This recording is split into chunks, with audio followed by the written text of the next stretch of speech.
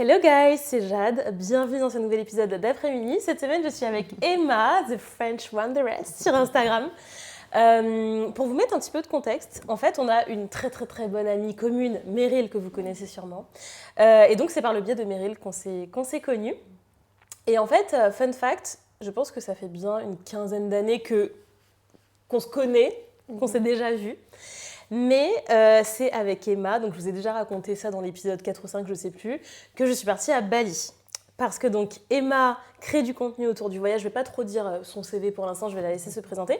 Mais pour vous remettre un petit peu de contexte, Emma a créé ce voyage en partenariat avec Femmes en Vadrouille, et donc c'est avec elle et un groupe de femmes merveilleuses que je suis partie à Bali. Je vous ai beaucoup parlé de ce voyage, je vous ai dit à quel point il a été transformateur pour moi et très important dans mon cheminement. Et j'avais vraiment envie, en fait, de prendre ce moment privilégié avec Emma sur après-minuit, pour plusieurs raisons.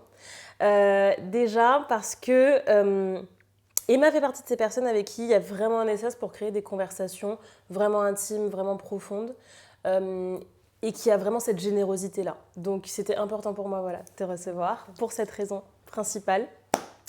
Et puis j'avais aussi envie qu'on parle de sujets qui nous rapprochent. Et c'est marrant parce que pour tout vous dire, on n'a pas trop parlé de ça en off, mais on sait qu'on a dans nos histoires familiales, dans nos schémas, dans tout un tas de choses, des points de rencontre et des sujets un petit peu communs qui nous animent et qui nous tiennent un peu éveillés la nuit, comme la solitude, comme le voyage, comme aussi comment habiter sa féminité dans cette forme de solitude, comment laisser de la place à l'autre sans s'oublier. Bref, aussi tous ces questionnements qui sont, à mon sens, vraiment les questionnements aussi d'une femme de 30 ans en 2026. Quoi. Enfin, une femme qui est dans sa trentaine, dans sa quarantaine, dans sa cinquantaine. Mais en 2026, être une femme, il y a plein d'enjeux. Et donc, voilà un petit peu pour l'overview des sujets qu'on va aborder. Mais avant qu'on aille plus loin, guys, je vous présente Emma. Emma, dis-nous, qui es-tu ? Voilà, si on doit apprendre à te connaître là comme ça, de but en blanc, qu'est-ce que tu nous dirais ? Je vais essayer d'être concise. Déjà, merci beaucoup pour ton invitation. Je suis ravie d'échanger avec toi aujourd'hui et avec vous tous.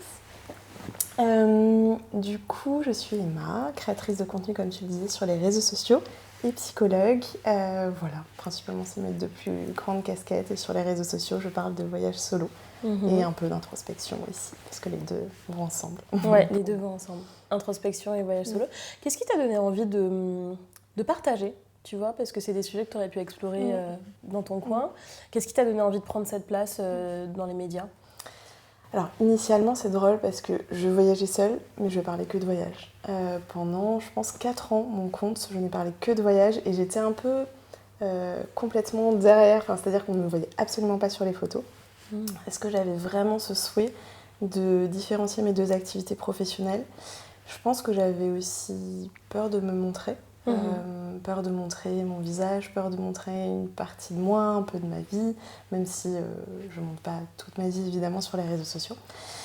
Et au bout de 4 ans, du coup, j'ai eu envie de parler de voyage solo parce que j'étais tombée sur j'ai commencé à vous parler de voyage parce que j'aimais beaucoup les voyages, et le voyage solo parce que je suis tombée sur un post d'une nana qui crée du contenu autour du voyage de manière générale, et elle parlait de son voyage solo en Corée, et je me suis dit mais si ça peut aider les gens, sachant que moi je le faisais déjà mais je n'en parlais pas, et en l'occurrence les femmes à sauter le pas, je vais en parler aussi.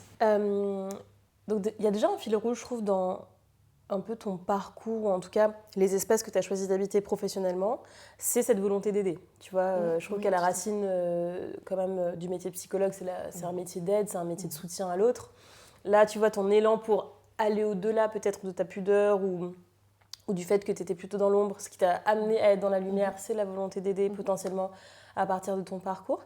Est-ce que ça, c'est quelque chose qui a toujours été présent dans ta personnalité et justement dans ce rapport à l'autre déjà, tu vois, ce truc d'aider, d'être une ressource potentielle et disponible, comment c'est arrivé ça un peu dans ta vie ? Oui, je pense que ça arrive pas comme ça par magie. Je pense que j'ai toujours été comme ça. Je pense à moi, ma meilleure amie quand j'étais en maternelle, en primaire, était handicapée moteur. Si jamais elle voit cette vidéo un jour, je te salue. Et je pense que j'ai toujours eu à cœur, dans ma famille, mais aussi à l'extérieur, d'aider les gens, quel qu'il soit finalement. Et peut-être parfois aussi d'aider les gens fragiles. Je crois qu'il y avait quelque chose de cet ordre-là. Okay. Mais j'y suis revenue quand même avec le temps, parce que je crois qu'il ne faut pas non plus trop s'oublier.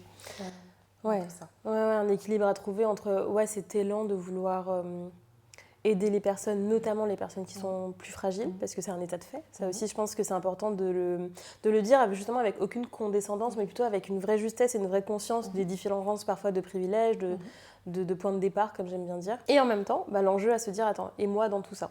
Comment je fais de la place pour moi dans tout ça ? Comment tu résous un peu cette équation-là ? Pourquoi je te pose la question ? C'est parce que moi, je te rejoins beaucoup sur cette volonté d'aider et je pense qu'effectivement, ça ne vient pas de nulle part. Je pense que le type de famille qu'on a eu, les environnements dans lesquels on a grandi, les blessures, entre guillemets, qui sont les nôtres, vont plus ou moins orienter ce désir-là. Et je pense aussi que de manière beaucoup plus universelle, c'est vraiment une conviction que j'ai très forte, que ce qui donne du sens à la vie, c'est de contribuer. On parle beaucoup d'avoir un impact dans l'univers, plus qu'est le mien, leadership, etc. Oui, mais en fait, c'est juste une manière plus actuelle et dynamique de dire qu'au fond, on a juste un désir profond de contribuer et de donner du sens à cette vie qui peut parfois être effectivement un peu absurde quand on y pense. Et donc, effectivement, toi, comment tu trouves ton centre entre justement cet élan qui t'amène vers l'autre et en même temps cette conscience que tu as eue dans ton cheminement que attention au sacrifice et il faut quand même apprendre à revenir à soi. Je pense que la psychothérapie m'a énormément aidée. Et notamment quand j'ai compris, même si je crois qu'on passe sa vie à comprendre plein de choses, et ça évolue avec le temps, quand j'ai compris pourquoi je faisais ce métier de psychologue. Je crois que ça a été hyper déroutant. Alors je sais pas si c'est une compréhension aussi franche, c'est-à-dire je me suis pas dit « ok, je fais ça parce que ça, etc. etc. » C'est pas aussi... ça n'a pas été éclairé, ça n'a pas été aussi clair que ça. Mais quand même, j'ai compris qu'est-ce qui m'a amené là. Et la réponse à ta question juste avant, justement. Et quand j'ai compris ça, je me suis dit « oula, mais en fait, est-ce que j'ai envie d'en faire mon métier ?» C'est-à-dire que, ok, ça fait partie de moi. Ok, c'est là depuis toujours. Mais aujourd'hui, j'ai quand même un peu plus envie de penser à moi. Et comment faire pour combiner un peu tout ça ? Et est-ce que j'ai envie que ça fasse partie de mon identité, cette dimension d'aide ? Parce que je crois qu'il y a quand même une dimension narcissique quand même aussi dans l'aide. C'est pas... que être là pour l'autre, ce n'est pas que question d'altruisme. Non. Je crois qu'il y a aussi question de venir sentir qu'on existe, sentir que, comme tu le disais, ça donne du sens, sentir qu'on est utile. Et à un moment donné, je me suis dit, mais est-ce que c'est suffisant, ça, de me sentir utile pour les autres, dans le cadre de mon métier ? Oui. Et de psychologue, spécifiquement. Pour la création de contenu, c'est encore un autre pas, je trouve, c'est encore autre chose. Et là, je me suis dit, mais non, en fait, j'ai envie de tout balancer, j'ai plus du tout envie de faire ça, et ce qui est hyper déroutant, parce que je sais que je vais être psychologue depuis que j'ai 12 ans, donc j'ai fait plein d'études pour ça et tout. Mais là, j'ai un peu tout remis en question, et je commence à trouver ma réponse dans un entre-deux, finalement. Ouais. Moi, je crois beaucoup à ce que j'appelle la troisième voie, c'est-à-dire, je pense qu'il y a un vrai enjeu à sortir de la pensée binaire, à se dire, en fait, je suis pas ça ou ça, je vais pas faire ça ou ça. Je vais être dans le « et pas dans le « ou », mais pas dans le « et » non plus, c'est 50% de ça et 50% de ça. Dans un « et » qui est beaucoup plus généreux, beaucoup plus exploratoire, beaucoup plus dans la dentelle, où en fait on va vraiment laisser exister sans jugement différentes parties de soi qui peuvent même être paradoxales ou ambivalentes, qui peuvent ne pas sembler cohérentes a priori, mais qu'on va vraiment choyer et laisser exister. Et si... en faisant ça, on se rend compte qu'on n'a pas suffisamment d'espace dans sa vie pour que ces parties-là de nous existent, de les créer. Et c'est pour ça que je dis toujours que se créer une vie alignée, heureuse, épanouissante, c'est un acte créatif, c'est littéralement inventer un écosystème nouveau. Et j'aime bien l'idée de designer un peu sa vie sur mesure à partir de justement ses besoins. Et ce que tu disais, je trouve, sur le fait qu'aider, c'est pas uniquement... en tout cas, d'être une personne ressource, c'est pas uniquement quelque chose d'altruiste. Je te rejoins là-dessus et j'irai même plus loin dans ce truc un peu de narcissisme.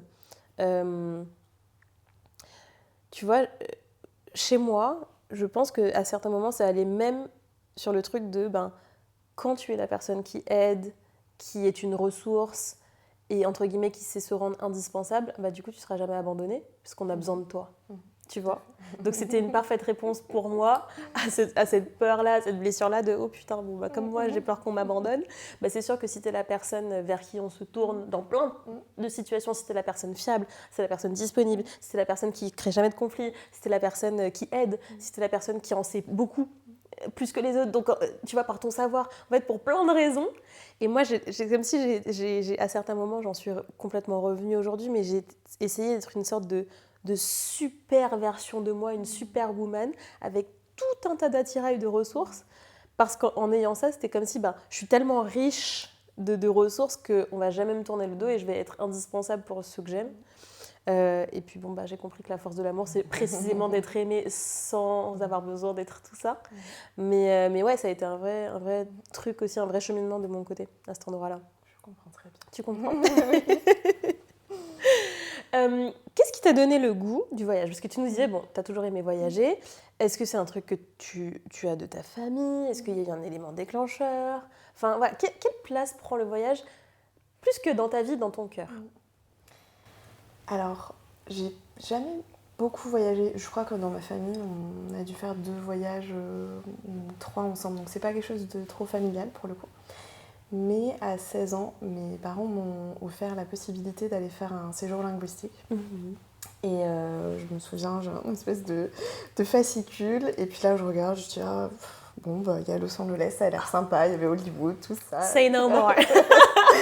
Et là, je me dis, mais je savais pas du tout, ça n'avait pas du tout l'ampleur que ça a aujourd'hui, tu vois.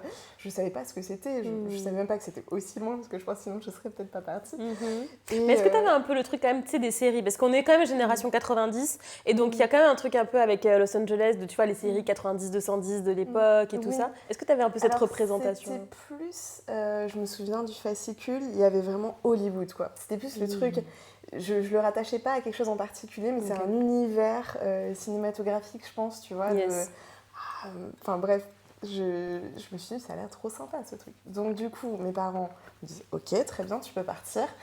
Je pense que j'étais 16 ans, jamais partie aussi loin, surtout pas toute seule. Après, c'était organisé. Oui. Et je me souviens, ma mère me laisse dans cet avion à Charles de Gaulle et à Roissy. Et là, elle me dit, très bien, vas-y. Bon vent. Et j'y vais. Et j'avais extrêmement peur, mais c'était incroyable. En fait, je me suis rendu compte que loin de chez moi, je pouvais y arriver. En plus, loin de chez moi, Los Angeles, comme tu le sais, il y a quand même beaucoup de décalage horaire. Tu peux pas joindre tes proches. Los Angeles, c'est un vrai truc de... Tu ressens de facto une forme d'isolement parce que c'est 12 heures de vol et que c'est 9 heures de décalage horaire et qu'il y a littéralement un océan plus tout un pays. Ouais, je suis d'accord. Et je crois que j'ai adoré. J'ai adoré ça. Autant que ça m'a effrayée au début, j'ai adoré ça. J'ai vécu une expérience incroyable, tellement que j'ai recommencé 2 autres fois à repartir en séjour linguistique à Los Angeles, mais un petit peu plus âgée et de manière un petit peu plus indépendante à chaque fois, parce qu'à 16 ans, c'était vraiment quand même très encadré. Et là, je me suis rendu compte que loin de chez moi, donc comme je disais, non seulement j'y arrive, mais j'ai une liberté, je peux être qui je veux presque, ou du moins toutes les parts de moi peuvent s'exprimer. Et je me suis dit, je veux recommencer, je veux revivre ça. C'est... J'adore, parce que Los Angeles passion. Et en fait, j'aime trop parce qu'il y a vraiment... Je trouve que pour notre génération, aujourd'hui, c'est hyper banalisé parce que c'est devenu de plus en plus facile de voyager. Mais même pour notre génération, on n'est pas si vieille. Il y avait vraiment ce truc qui passait comme une lettre à la poste avec les séjours linguistiques. Enfin, moi, pareil, j'ai passé 3 mois aux États-Unis quand j'avais 19 ans. J'ai fait 2 mois à New York, 1 mois à Miami. Et pareil, c'était sous couvert de séjours linguistiques. Et ça passait hyper bien pour les parents parce qu'il y avait un truc de oui, mais tu sais, l'anglais, c'est important, etc. Il n'y avait pas de Duolingo. Donc en fait, c'est soit ça, soit non, mais je ne peux pas être une femme du monde sans parler anglais. Donc il y avait vraiment tout un narratif, je trouve, dans notre génération. On l'a beaucoup fait. De partir avec les EF, les ESL et tout. Vraiment, même team que toi, j'avais fait ça. Et je trouve que ce qui est hyper vrai dans ce que tu dis là, et ça c'est aussi même des trucs que je dis beaucoup en coaching, c'est que, en fait, c'est comme si parfois on ne se rend pas compte de la personne qu'on peut être et des ressources qu'on a déjà, parce qu'on ne les a, entre guillemets, pas mis à l'épreuve. Et en fait, je trouve que quand tu dis, je me suis rendu compte qu'en fait, loin de chez moi, ça allait. Je me suis rendu compte que je pouvais être qui je voulais et que j'avais ce degré de liberté, etc. Je le vois presque comme si, en fait, il y a plein de vérités parallèles qui existent, mais on n'y a pas accès parce qu'on ne se met pas suffisamment en danger, ou en tout cas en danger au sens de prendre des risques et de s'autoriser à aller voir ce qui se passerait si on changeait tel ou tel paramètre de sa réalité. Alors tu me diras, pour ça, il faut quand même avoir un minimum confiance en soi, c'est pas simple. Mais moi, j'ai vraiment la conviction que c'est en fait en faisant des choses difficiles qu'on a confiance en soi. Tu vois, pour moi, c'est dans ce sens-là. Oui. C'est quoi, toi, un peu ton rapport à ça ? Je suis tout à fait d'accord avec toi. Et à la fois, je crois qu'il ne faut pas que ça fasse trop violence non plus. Et ça, c'est hyper dur parce que je trouve qu'on ne sait jamais quand on est prêt. On le sait qu'une fois qu'on a passé le pas. et à la fois, passer le pas, il ne faut pas que ça soit trop violent non plus. Ouais. Donc, comment sentir ce moment où c'est possible ? Je crois que c'est quand le désir commence à être un petit peu plus fort que la peur. Ouais. J'adore cette phrase. J'adore, c'est mon mantra. Mais je pense qu'il y a beaucoup de femmes qui nous écoutent, qui voient, tu vois, que ce soit toi, que ce soit moi, mais plein d'autres femmes qui font ces voyages solo, qui partent à l'autre bout du monde et qui se disent « mais moi, je rêverais de faire ça, mais j'ai trop peur ». Et en fait, il y a vraiment une part de moi, et je sais que c'est dur parce qu'on voit toujours le tip of the iceberg et tu vois toujours « bah non, mais vous le faites, donc oui, vous dites que vous comprenez, mais en attendant, vous le faites ». Mais je vous jure que j'aimerais que vous soyez à l'intérieur de moi pour ressentir parfois comme j'ai peur, mais comme j'ai peur encore aujourd'hui, alors que je l'ai fait 1 milliard de fois. Et je suis d'accord avec toi, c'est super difficile de trouver ce bon équilibre, de savoir, attends, est-ce que là, ça va être trop violent et là, je vais m'abîmer plus que je ne vais me libérer ? Et quand est-ce que... ouais, non, mais j'ai besoin d'un coup de pied au cul, et en fait, c'est le bon dosage, et donc je peux y aller seule. Et je trouve que ça, c'est pas facile, et franchement, moi, pour être plutôt dans la team, dans tous les cas, on y va, parce que j'ai tendance un peu à me faire violence, bah, y a des moments où, oui, vous allez me dire, je m'en suis sortie, hein, on s'en sort toujours. Mais j'ai perdu des plumes, tu vois.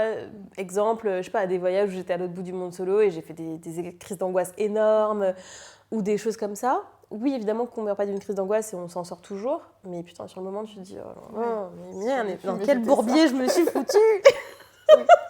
Tu vois ? Toi, personnellement, comment tu arbitres, comment tu jauges, comment tu vois que ton désir est plus fort que ta peur ? C'est hyper dur, parce que je crois aussi, et je me disais ça là en t'écoutant, je me suis rendu compte récemment, alors c'est pas du tout dans le cadre du voyage, mais j'ai fait, une table ronde, donc moi, parler en public, ça peut être quelque chose qui aujourd'hui est vraiment hyper challengeant. Et en fait, après l'avoir fait, je me suis levée à 3h du matin, je n'arrivais pas à dormir. Donc on a beau voyager seul, il y a d'autres trucs qui font très peur, on a toutes nos peurs, elles ne se situent pas aux mêmes endroits parfois. Mais là, après le talk, je me suis dit, ah mais en fait je crois que j'aime aussi tout le stress que ça suggère. Genre une espèce d'adrénaline. Et je me suis dit, c'est presque un peu malsain, tu vois. Ouais. C'est un peu maso, hein, si je peux me permettre. Complètement. Et je me suis dit, je sais pas si j'aime prendre conscience de ça, par contre. Mais je crois qu'il y a quelque chose de se dire, mais je l'ai fait. Dans le je l'ai fait, mais quel que soit le je l'ai fait, quel que soit le sujet, se dire, mais j'ai réussi à dépasser ma peur. Et je crois que le shift, quand je le sens, c'est quand je réserve, par exemple, un voyage, quand je dis OK, quand on m'invite à ce talk, quand je suis d'accord, quand je donne mon approbation. Parce qu'à partir de ce moment-là, moi, je sais que si je m'engage, je le ferai. Ouais. Il n'y a pas de retour en arrière. Ouais, je suis un peu comme toi. Et d'ailleurs, je vais vous raconter une petite anecdote là-dessus. Donc là, j'ai booké mon prochain voyage solo. Ça va être 1 mois. 1 mois solo. Et là, ça va être Là, au moment où on enregistre ce podcast, je pars dans 8 jours. Wow. Voilà. Donc, c'est là. Okay. Et j'ai booké mon billet il y a 2 jours. Okay. Sauf que ça fait bien plus longtemps que je sais que je veux partir 1 mois, loin, etc. Et en fait, je procrastinais. Pourtant, j'avais l'argent, j'avais déjà le plan, je connaissais déjà la ville, je connaissais déjà les dates.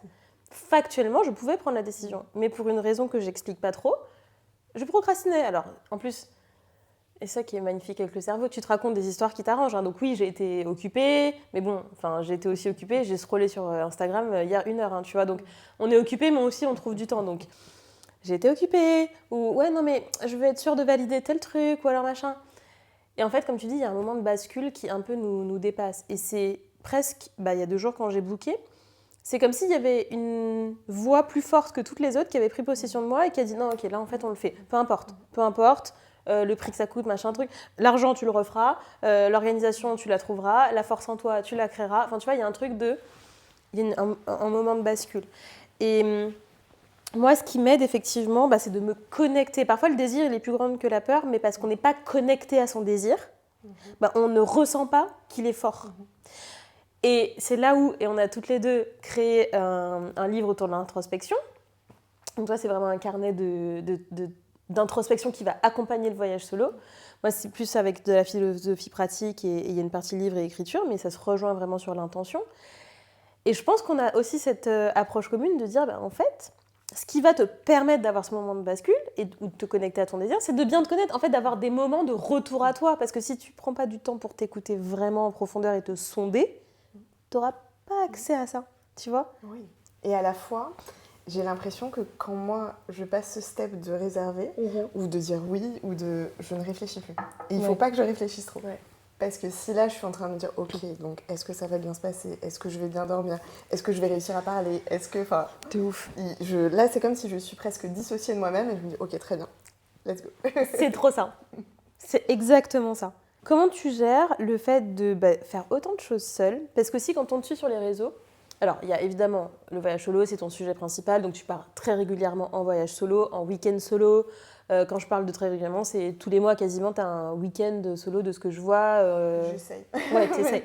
Donc, tu vois, mais c'est très régulier. Et ça, depuis des années aussi, c'est pas juste genre, c'est une période de ma vie, tu vois, c'est quelque chose qui est présent dans ta vie depuis super longtemps.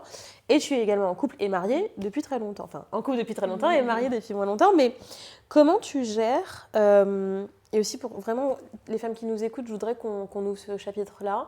C'est une question qu'on me pose aussi beaucoup, de ce truc de vraiment penser à soi, vraiment en tant que femme, s'autoriser à être égoïste, à penser à soi, à prendre soin de soi.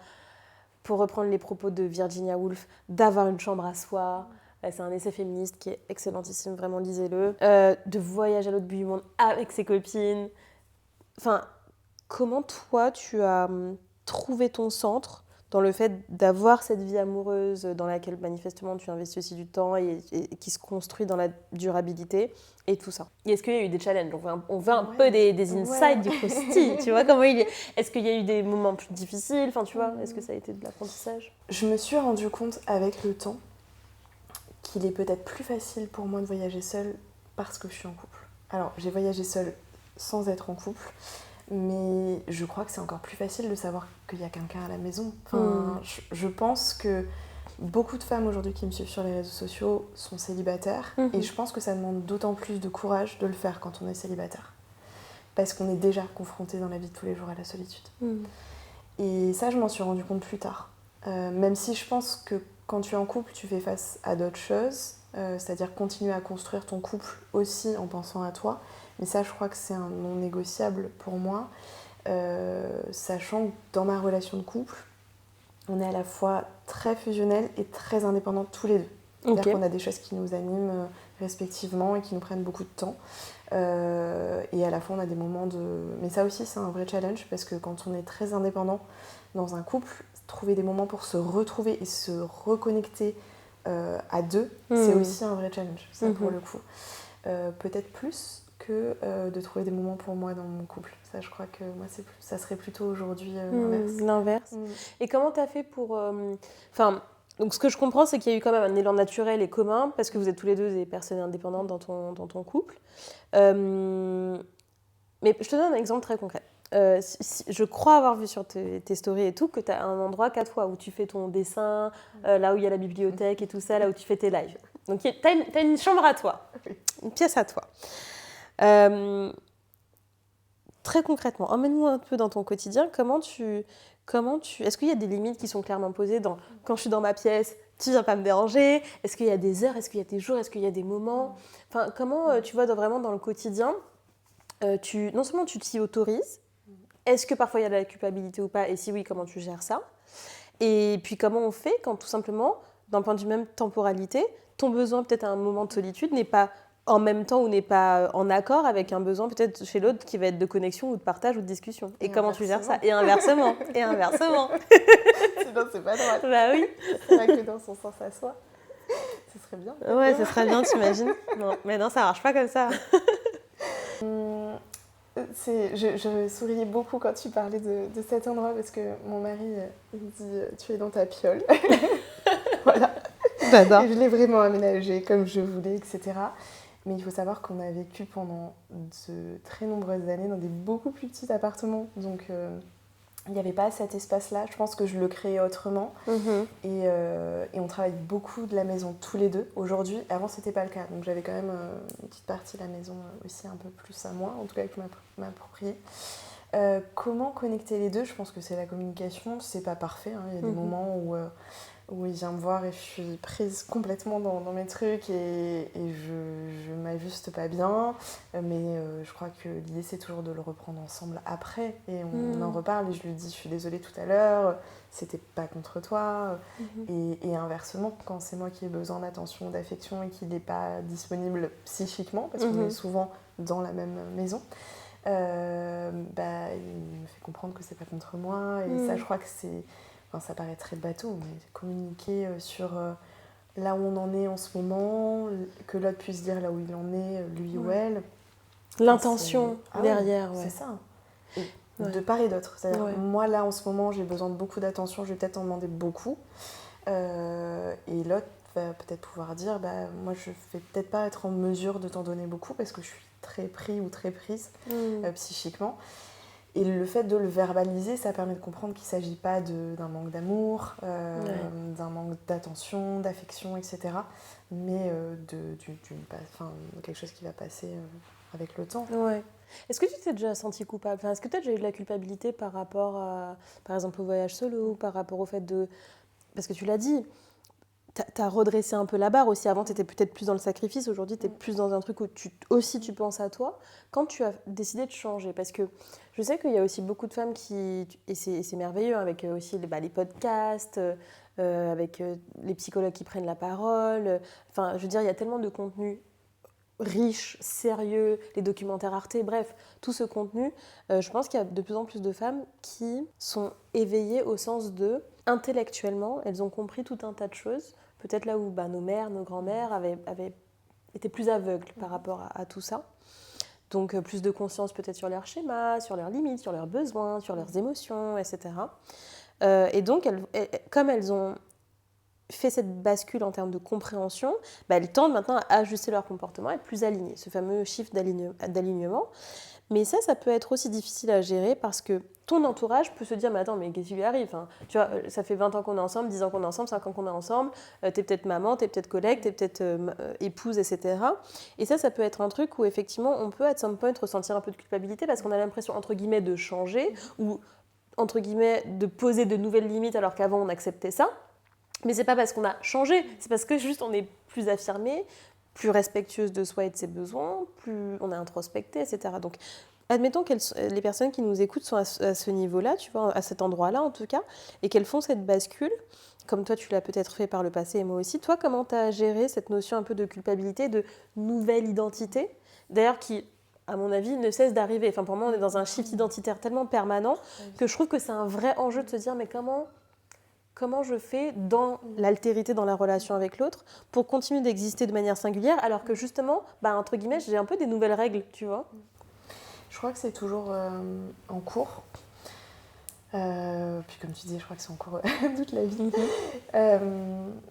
Je sais pas si à un moment donné, dans mon couple en tout cas, la question s'est posée. Je réfléchissais en t'écoutant, je sais pas, parce que je crois que si ça fonctionne, cette relation-là aussi, c'est parce que depuis le début, il y a quand même pas mal de communication. Ça a évolué bien sûr dans le temps, ça n'a pas toujours été comme ça, mais il y en a de plus en plus en tout cas.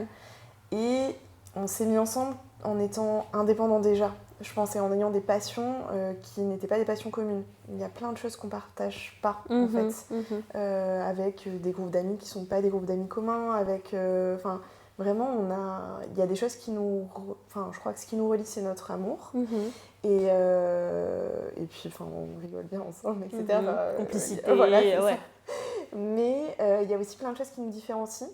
Et donc, ça, c'est pas... Bien sûr que dans un couple, on a à plusieurs moments du couple, de la vie, affaire à des moments sur d'autres sujets, je pense, le rapport à l'argent en ce qui me concerne. À un moment donné, j'ai changé de rapport à ça et ça a été une vraie question pour le coup de est-ce qu'il va toujours m'aimer si je change, etc., etc. Mais sur la question de faire des choses seule, non, je crois pas. Je pense que, en tout cas, je refoule beaucoup cette culpabilité avec lui. En tout cas, parfois, je lui ramène un petit cadeau. Je pense que c'est... Mais je le pense pas consciemment en me disant « c'est parce que je suis partie. Yes, voilà. Je vois très bien. Je vois très bien, mais ouais, c'est vrai que je pense qu'à chaque type de relation sont des filles. Donc effectivement, peut-être que vous, c'était pas le temps solo, mais comme tu dis, peut-être plus sur d'autres sujets, le rapport à l'argent, etc. Moi, je crois que parce que pareil, un peu comme toi, moi, j'ai voyagé solo, ou en tout cas, j'ai fait toute ma vie des activités solo en étant en couple et en n'étant pas en couple. Et je suis d'accord avec toi sur le voyage. Je trouve ça beaucoup plus challengeant en n'étant pas en couple qu'en étant en couple. Parce qu'en fait, t'as moins un sentiment d'ancrage et de sécurité et de oui, mais back home, j'ai mon cocon, j'ai mon âme, j'ai ma sécurité, j'ai ce pilier. Et tu ressens beaucoup plus une sorte de volatilité quand tu es célibataire et que tu voyages solo, je trouve, encore plus exacerbé quand tu es en voyage solo et que tu es indépendante professionnellement. C'est-à-dire que c'est pas des congés que tu as posés et que après tu vas retourner entre guillemets à ta vie de salarié. En fait, parfois, tu vois, il y a une part de moi qui me dit mais en vrai, là, si je veux, je peux rester là. Tu vois, il y a un truc de totale liberté qui est grisant, qui est génial, qui est génial, tu vois, magnifique, hyper exaltant, et en même temps qui est vertigineux parce que, oh, waouh. Donc ça, je te rejoins complètement là-dessus et effectivement, je le ressens aussi comme ça. Et je trouve que, tu vois, ce shift... ce qui peut être challengeant, effectivement, quand tu es dans une relation depuis plusieurs années et que, il y a des évolutions un peu identitaires comme l'argent, comme les voyages, comme le temps seul, etc. Évidemment que voilà, communiquer, ça aide. Mais je pense que vraiment, les femmes aussi, il faut qu'elles se disent qu'elles ont le droit. C'est-à-dire que je trouve que ça, c'est quelque chose qui est non-genré, qui est plutôt générationnel, l'époque dans laquelle on vit, qui veut vachement t'enfermer dans une case. C'est-à-dire qui veut te labelliser. Toi, t'es la personne douce, toi, t'es la personne drôle, toi, t'es la personne sportive, etc. Alors même qu'un être humain est d'une complexité immense.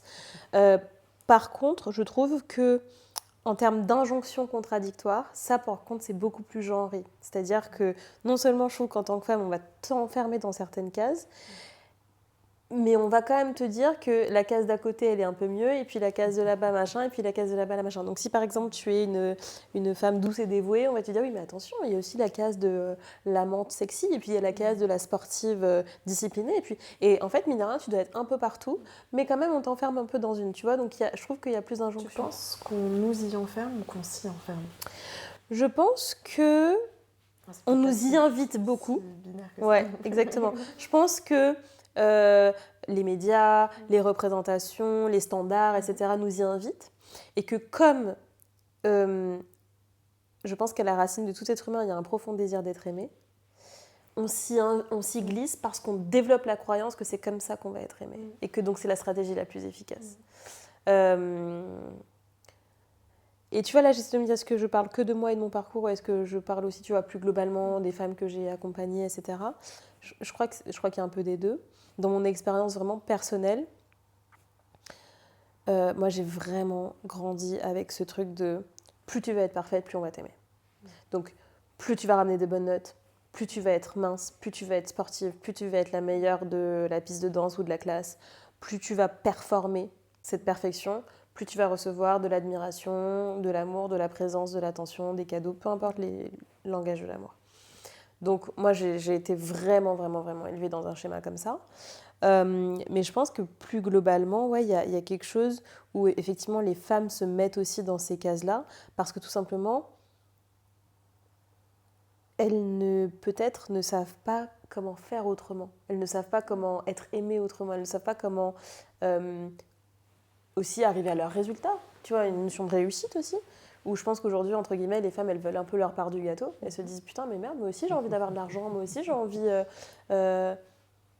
d'avoir du pouvoir au sens d'être dans les espaces où les décisions sont prises. Et sauf qu'on on a moins de représentation par définition. Donc, on fait un peu avec les cartes qu'on a et ce qu'on a compris peut-être du jeu. Oui. Et dans ces cartes, il y a aussi des cartes masculines. Et comment faire pour... J'ai vu une pièce de théâtre que ma cousine a écrite qui est absolument incroyable. Et c'est sur la vie de George Sand, du coup écrivaine d'un autre temps, mais avec sa pièce de théâtre est vraiment porte sur des choses qui sont extrêmement d'actualité. Et notamment, doit-on avoir des codes sociaux, enfin emprunter des codes sociaux masculins, enfin qu'est-ce qu'un code social masculin aussi pour pouvoir réussir, comment on doit être femme pour réussir, sachant que, tu l'as dit, aujourd'hui c'est principalement quand même des hommes qui représentent le pouvoir, etc. Totalement. Et ça, c'est quelque chose qui m'interroge aussi beaucoup aujourd'hui avec cette question de la performance sur... notamment le postpartum. Moi, j'accompagne beaucoup de femmes en postpartum dans mon cabinet. J'ai une spécialité en périnatalité. Et je me rends compte à quel point certains discours aussi de vouloir être partout peut faire extrêmement mal aux patientes. Alors moi, j'ai pas d'enfant, donc je peux pas en parler, mais je ne peux en parler qu'à partir de ce que j'entends. Et je trouve qu'il y a quand même, on démocratise aussi beaucoup la parole autour de ça, et je trouve ça génial. Même j'ai beaucoup de femmes qui viennent en prévention du postpartum pendant leur grossesse en consultation, mais je crois que c'est un des moments, je pense, dans notre vie aussi où on peut être confronté à cette question de quel choix j'ai envie de faire, dois-je faire un choix entre soi et l'autre, tout ce dont on parlait. Totalement. Et je pense qu'il y a encore beaucoup de choses à faire et à mettre en place pour que chacune, avec nos histoires de vie, notre subjectivité, qu'on puisse se retrouver un peu dans tout ça, chacune, et sans culpabiliser. Ouais, je pense. Ouais, je te rejoins à 100%. Et en fait, je trouve que la culpabilité, c'est presque un peu le nœud presque central, commun à tous les sujets, tu vois, qu'on explore là, entre le voyage solo, entre continuer à penser à soi même quand on est en couple, continuer à se mettre au centre même quand on a un enfant, etc. Et en fait, parfois je suis vraiment peinée de voir à quel point les femmes se laissent ronger par la culpabilité et à quel point c'est une émotion qui prend de la place et personnellement, je trouve que la culpabilité comme la honte, ce sont deux émotions qui sont extrêmement basses, très plombantes, en termes d'estime de soi, qui sont extrêmement délétères, en fait, qui font vraiment du mal. Et je pense que c'est aussi pour ça, tu vois, que je veux aussi créer des espaces de discussion où en fait on dit les vraies choses et on dit tu sais, mon couple il est pas parfait et ça c'était vraiment le bordel et ça j'ai booké le voyage mais je peux te dire que j'étais en mode crise d'angoisse du début à la fin parce que je pense qu'il y a un vrai enjeu à ce que les femmes de notre génération et celles qui suivent rompent avec ce discours de perfection et d'injonction de moi j'ai tout, j'ai toutes les réponses, j'ai réussi tout, je réussis partout. Non, franchement, là je pensais que j'étais à 100 et puis merde, il y a un autre truc qui s'est cassé la gueule et machin. Mais c'est pas pour autant que je veux pas tout. Oui, je veux tout, mais peut-être pas tout en même temps, au même niveau d'exigence, au même niveau d'excellence, tout le temps, tu vois. Mais je pense qu'il faut, en fait, pour moi, la clé, c'est d'apprendre à naviguer entre assumer le fait que je veux tout, genre la relation amoureuse de fou, avec mon grand amour, plus voyager, plus avoir un compte en banque super bien garni, plus avoir une super bande d'amis, ou au moins des amis sur qui je peux compter, plus une bonne santé, plus encore dans lequel je me sens bien et qui me permet de bouger tous les jours. En fait, j'ai envie de dire, vous avez le droit de vouloir tout ça, moi je veux tout ça, mais peut-être qu'on n'aura pas tout ça en même temps, toute la vie, au même niveau d'excellence, et c'est peut-être ça aussi la clé, tu vois, c'est... moi j'aime bien la notion, tu sais, un peu comme au théâtre, on parlait du théâtre, les 3 unités, unité de temps, unité d'action, unité de lieu. Et en fait, il faut jouer avec ces unités-là, tu vois. Oui, et puis ça bouge. Et moi, ce dont je me rends compte aussi, je pense à ça là en t'écoutant, c'est que on est aussi, l'une des grandes difficultés de notre génération, c'est à la fois l'une des grandes richesses, et ça me fait penser à ce que tu disais tout à l'heure sur la question du voyage, finalement, je peux très bien ne jamais rentrer, qui est une réalité. Ce qui peut être parfois aussi déroutant et difficile, c'est quand on a trop de liberté. Oui. Où est-ce qu'on vient mettre notre énergie, parce qu'on ne peut pas mettre notre énergie dans tout. Et ça va fluctuer en fonction de la vie, de l'énergie qu'on a, de l'énergie psychique aussi, comment on va, etc. Psychiquement et corporellement. Mais ouais, je trouve que c'est hyper déroutant aussi que toutes les portes soient ouvertes aujourd'hui. Oui. Dans la question de dans quoi on s'engage finalement, dans quoi on donne de l'énergie ou pas. Ça peut être aussi assez complexe pour nos générations. Totalement, totalement. D'ailleurs, il y a un TEDx qui parle de ça, qui s'appelle le paradoxe du choix, qui est excellentissime, de Barry quelque chose, vous pourrez aller voir, le paradoxe du choix, et je le mettrai aussi dans les liens de l'épisode, dans les notes de l'épisode, qui parle justement de ça, qu'en fait, quand tu as trop de choix, tu as une forme d'illusion du choix. Mais par définition, tes ressources, ton temps, ton énergie sont des ressources limitées. Or, les choix sont infinis. Donc, c'est tout l'enjeu. Et j'aime bien dire d'ailleurs que vivre, c'est littéralement l'art de transmuter nos désirs infinis dans une vie qui est finie.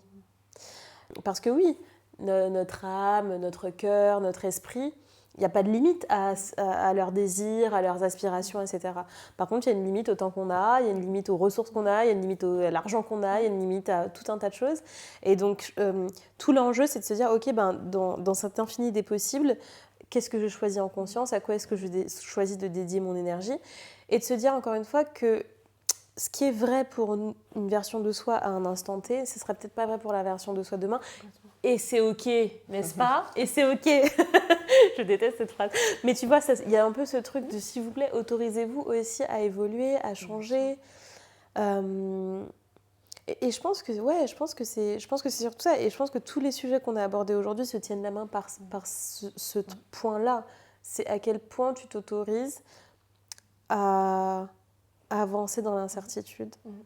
Et à trouver les réponses on the way, tu vois. Et à te retrouver dans la liberté, je crois aussi. Ouais.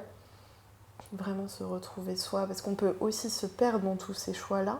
Mais je crois que l'idée, c'est de toujours revenir à soi. C'est pas toujours simple. Hein. c'est vraiment ce travail. C'est quoi les trucs, toi, qui te permettent le plus de revenir à toi? Très concrètement, qu'est-ce que tu fais? La psychothérapie. Ouais. Personnellement, je veux dire, pas par rapport à mes patients. L'écriture, beaucoup. Et je crois qu'après, c'est prendre du temps pour moi, mais c'est plus revenir à l'instant. Moi, j'aime beaucoup les activités manuelles, le puzzle, le dessin, tout ça. Mais revenir à moi psychiquement, en tout cas, c'est l'écriture et la psychothérapie. Ça m'est vraiment une très grande aide au quotidien. Je partage. Je prends les deux juste dans l'ordre opposé, écriture et psychothérapie, pour moi. Je dirais ça aussi.